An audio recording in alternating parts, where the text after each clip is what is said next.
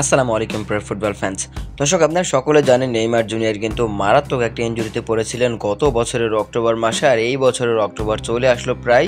তো এখনও কিন্তু নেইমার জুনিয়র মাঠে ফিরতে পারেননি। তবে নেইমার জুনিয়র কিন্তু খুব দ্রুতই ফিরবে। আগামী মাসের 19 তারিখ অথবা 22 তারিখের মধ্যেই কিন্তু নেইমার জুনিয়র আল হিলালের জার্সিতে আরও একবার ফুটবলে প্রত্যাবর্তন করবেন।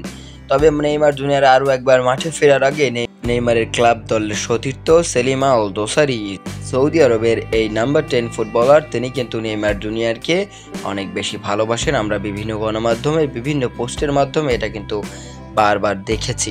মূলত সেলিম আল দোসারি নেইমার জুনিয়রকে নিয়ে বেশ কিছু কথা বলেছেন গণমাধ্যমে। সেই কথাগুলোই আমি আপনাদেরকে এখন দেখাবো।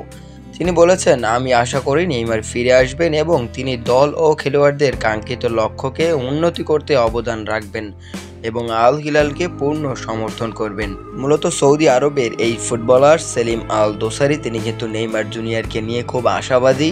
তিনি বলছেন নেইমার ফিরবেন এবং খেলোয়াড়দের কাঙ্ক্ষিত লক্ষ্যে পৌঁছানোর জন্য অবদান রাখবেন এবং আল হিলালকে কিন্তু তিনি পূর্ণ সমর্থন করবেন।